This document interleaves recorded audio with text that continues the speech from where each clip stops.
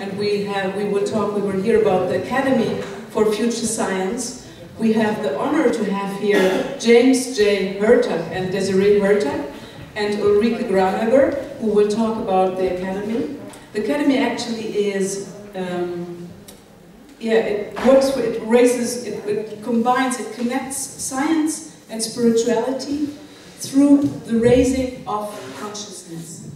And it's an NGO that is also connected, it's also part of the ECOSOC, and which is the Economic and Social Council of the United Nations. Just a few words about James J. Hurtak. He's also the author of The Keys of Anna, and he's very known for this. And Desiree, his wife, she's a filmmaker, a film producer actually, and an author. And Ulrike Graneber, she's the European representative of the Academy for Future Science. Please welcome James Hurtak and Desiree and Ulrike.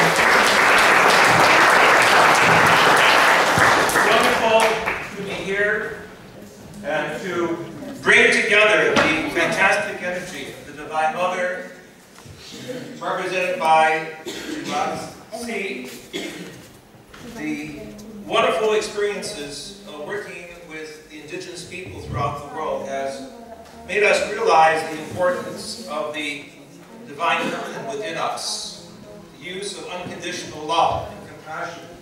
We're going to have now a little introductory meditation by going to the Shavanti villages of central Brazil. I'd like you to sing with us these sacred words that bring together the ancient Aramaic and the indigenous language of the Shavanti. We found that by using the names of God, we can come together and break barriers. And so we have the opportunity to reach out, raise consciousness, and realize from the indigenous people of the world more of the divine picture that is bringing this world into a culture of peace. And so with the imagery of Urpi, the ancient name of the mother of the doves, let us visualize the doves of the east, the doves of the west, the doves of the north, the doves of the south coming together over the jungles of Brazil. As we go now to the village of the Shavanti in Mato Grosso and hear the words that speak of the Ancient of Days, what Daniel the prophet speaks of in the words Antikyomin. Sipto Saro, the ancient word of the indigenous, where the Ancient One meets now with the divine family of all of us as we sing together. And so we ask that we can begin the short film clip as we send this message to our brothers and sisters in South America, Africa, North America, and Europe.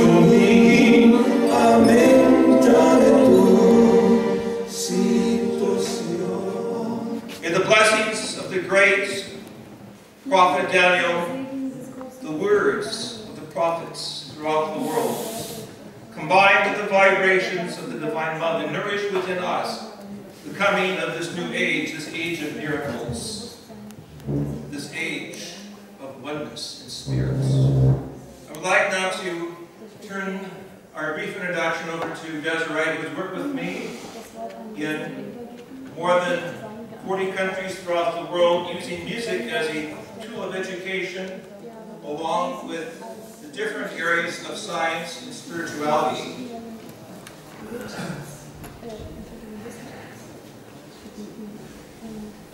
Right, so thank you, and as Dr. Teil mentioned, our work is a lot with raising consciousness, and it's by bringing people together through music and through higher awareness. The Academy for Future Science International actually has been at Schwalbenau since before this place was bought, I have to say, which kind of dates us somewhat. But I remember when Sundar was standing on the hill and said, we're going to get this place for the Center of Unity, or Zentrum der Einheit. Okay, so thank you. She's been great, hasn't she? Let's give her a hand since she's up here. So we've been working all over the globe, Europe, of course, the Americas, and Australia, New Zealand, and South Africa. We're going to show you just a little bit about what we do. That's my role. Let's see. There we go. Oops. Too fast. So we are founded on a spiritual cosmology. That's important. We feel it's to help bring greater knowledge and wisdom to the planet. It's called the Keys of Enoch, available in many languages, including Romanian shortly. It's a cosmology philosophy that provides insights into the future, but also allows people to extend their scientific interest to help humanity in new energy, new medicine, and new consciousness, or greater consciousness role. I know Americans speak too fast, right? I've heard that before. So how does one create a community? Of course, this is the question that I think every community has asked. And I think the key words, although many, because Christian showed us the many words that we can use, but also for us it's communication, cooperation, and coordination. And I think also communities that are lacking this, or when we're lacking some of this, becomes difficult. So the doors, the communication channels have to remain open, obviously with love. And I appreciate, I was using this picture before I realized that Green Phoenix also uses the same picture of really a unity around the world linking together. It's a great concept. So on a more basic level, we establish regional social networks, which are led mainly by facilitators at each of the hubs. We function in various cities and towns this way, and we have various meeting places where people can come together, share together, also study together. That's our main focus, but one of the things that we're very proud of is that we try to empower local regions because they know how best to make things work for their area. And for instance, in our work with the indigenous people of Brazil, we always ask what they need and not what we have to give them. And so one of the things we did for the Xavante Nation, some of which you just saw, and we'll show another short film, was they have no electricity, but they wanted sewing machines. Amazingly, in Brazil, it's still hard to get pedal sewing machines. But one of our people of our organization had been in this sewing business and was able to locate these machines and provide them to the indigenous people there. It was an amazing feat for them to have. What we're going to show you in our film is the work of bringing some of the younger children. This was not our request. We're Academy for Future Science, but it was something the chief wanted to do. He wanted his children out of just, they have like an indigenous schoolroom where kids from 5 to 17 would be taught almost all the same way. And And he knew, because he was smart enough, even though the Xavante people have only been in touch with the white people for about 50, 60 years now, he knew his younger men, and only men because that's what he wanted, needed to go to at least the public schools. But they lived far away, so he needed the support of someone in the public school community and people who would help feed them and take care of their needs. So we worked together on that project, which you'll see in a minute. The bottom is from Rio Plus 20. We had a panel there, which we'll show you also. And there was also the indigenous people came from all over the world, but especially from Brazil, to Rio to make their statements known. It's called Carioca 2 document, and this is some of our sharing. So the next is